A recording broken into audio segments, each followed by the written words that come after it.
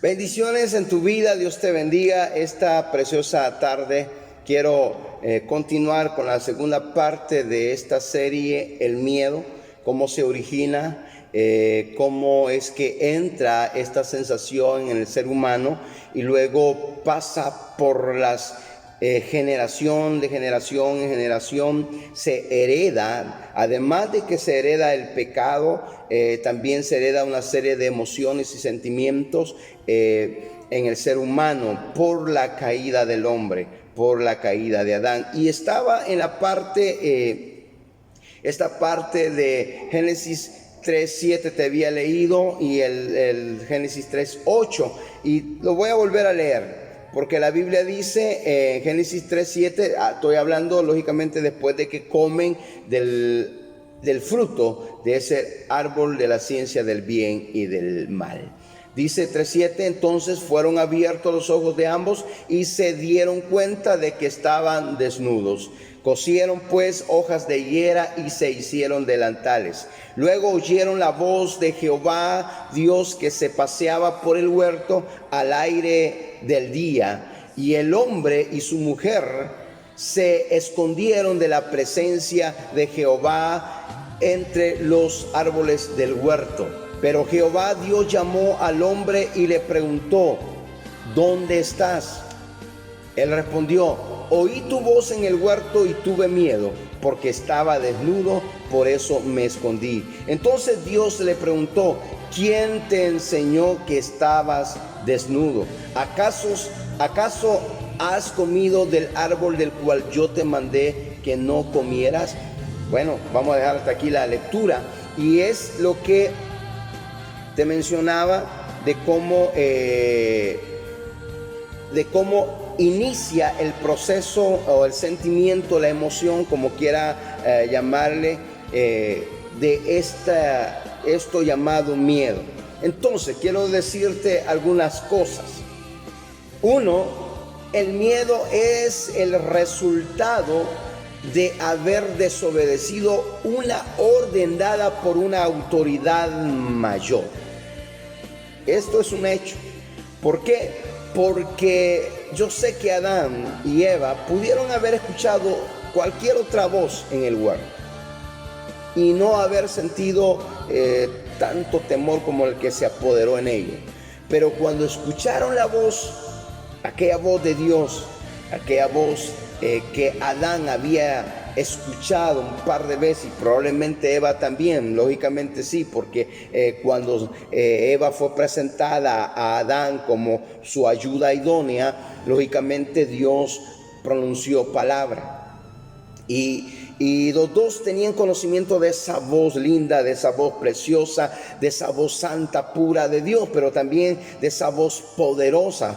Cuando Dios te habla y te pregunta cuál es la situación tuya delante de Él, cómo estás viviendo, si estás bien o estás alejado. Entonces, lógicamente, al escuchar esa voz santa, pura, pero fuerte, una voz que era inconfundible, Adán y Eva tienden a irse a esconder, porque primero reconocen que su creador estaba buscándolos y que ellos estaban en una condición de desobediencia, y además de verse que estaban desnudos, se había apoderado de ellos también ese el sentir vergüenza, ¿verdad? ante su creador.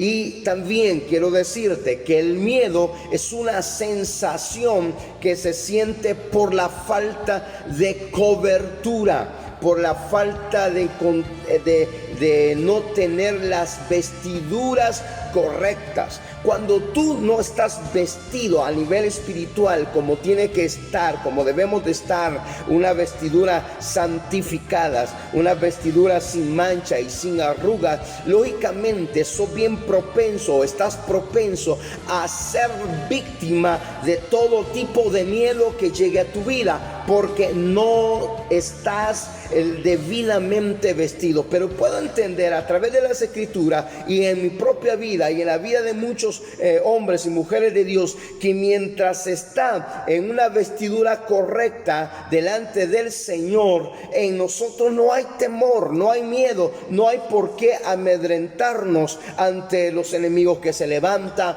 ante las pestes que se anuncian y que se están desatando y que se han venido desatando, ante las guerras, ante la violencia. Estamos y caminamos seguro porque hay una vestidura espiritual que nos hace sentirnos confiados, porque si hay vestidura espiritual correcta, sin mancha y sin arruga, eso quiere decir que el Espíritu Santo está también habitando dentro de ti. Pero si el Espíritu Santo no está, porque no se siente bien, porque no está cómodo en tu vida, dentro de ti, y ha tenido que huir, o quizás lo has contristado, quedas descubierto. Probablemente tus vestiduras están con mancha y eso te va a hacer sentir en un ambiente espiritual, en un moverte espiritual, te vas a sentir incómodo, y esa incomodidad espiritual en tu vida, en tu sentido, en lo humano, te va a hacer como sentir vergüenza. Y es por eso que las vestiduras correctas te hacen sentir protegido. Pero cuando estás vestido de otra forma, no en la forma correcta, y ya estoy hablando de vestidura lógicamente espiritual, aún en el ámbito material, si estás vestido de una forma inadecuada, no te vas a sentir bien, te vas a sentir quizás apenado, te vas a sentir no sé, con vergüenza. Por eso ellos, esta sensación se desata inmediatamente. Se vieron que estaban desnudos. Entró en ellos un conocimiento de una sensación que no habían experimentado antes de haber fallado, de haber pecado. Entonces se sentían desprotegidos ante aquella voz santa que les hablaba: Adán, ¿dónde estás? Y eso es lo que está pasando con muchas personas.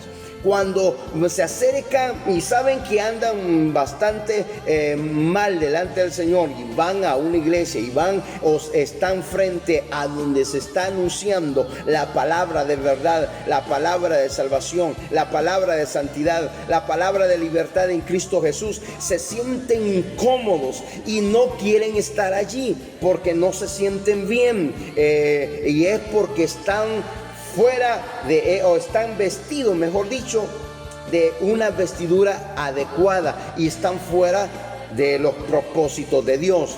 También, dado estos planteamientos, la desobediencia, escucha bien esto, a una orden dada por una autoridad mayor, provoca en el ser humano una actitud, no solamente sensación.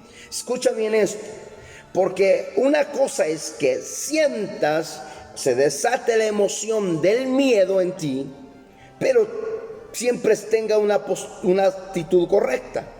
Pero normalmente también el hecho de que ha habido desobediencia a una orden dada por una autoridad mayor, eso trae una actitud, escucha bien esto, de miedo, vergüenza, y la persona tiende a esconderse de aquel que lo busca para quizás confrontarlo.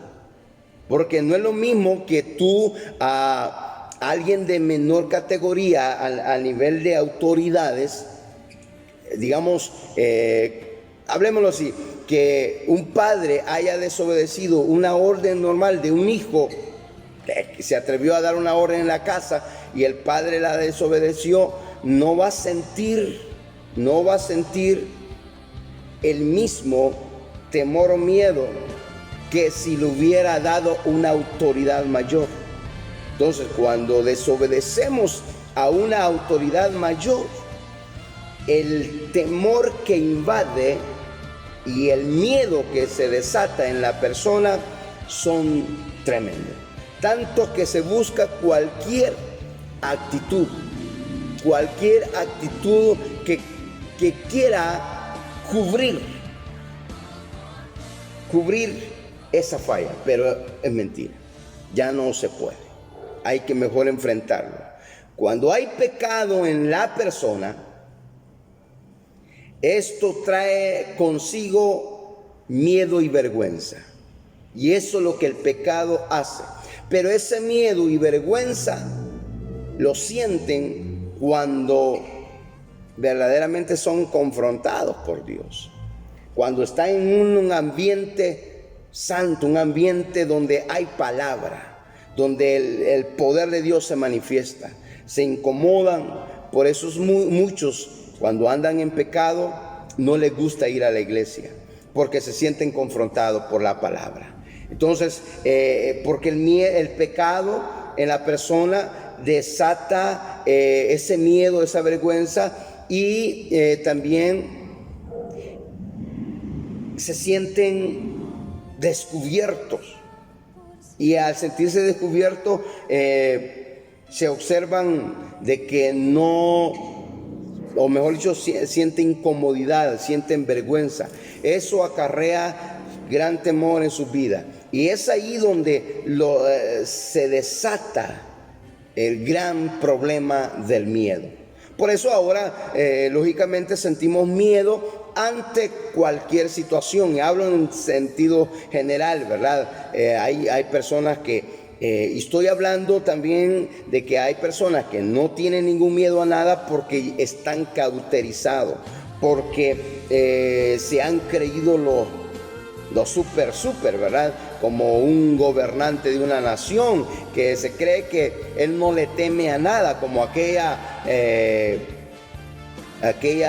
parábola que el Señor narró de aquel juez injusto, que el juez decía: yo no le temo ni a hombre, ni respeto ni a Dios, entonces, pero esta mujer, por cuanto me está incomodando que venga de continuo, mejor decido hacerle justicia. Hay muchos hombres, gobernantes, gente poderosa económicamente, que no tienen miedo ni temor de nada, porque lo han inhibido. ¿Y cómo lo han ocultado tremendamente? Porque han permitido que poderes de las tinieblas los gobierne, y esos poderes de las tinieblas les hace sentir, les hace pensar que no deben de temer a nada. Pero aún esta gente que se cree no tener temor a nada, cuando verdaderamente se enfrentan a una autoridad verdaderamente mayor, como es nuestro Señor Jesucristo, que se les puede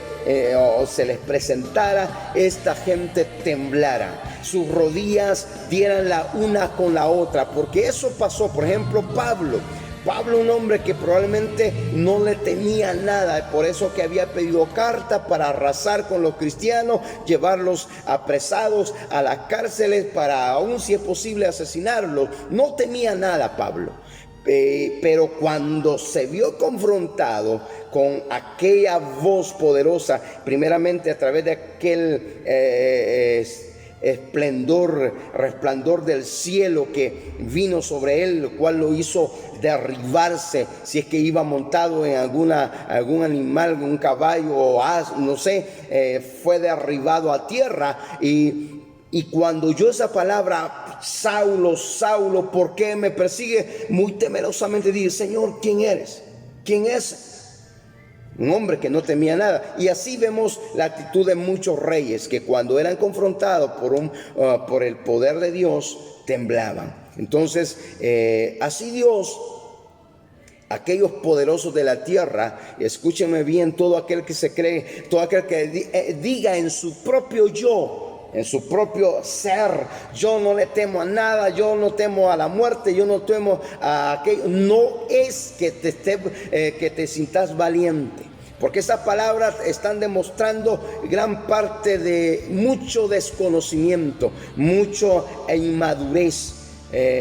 Todos debemos de temer. ¿Cómo no? El cristiano no debe de temer a Dios, sentir un temor de respeto, de reverencia, no de miedo que nos haga aterrorizarnos, sino respeto y reverencia. estar delante de Él, escuchando, sentirnos bien, sentirnos que está ahí su presencia, pero sentimos respeto y reverencia ante tan grande majestuosidad. Así que si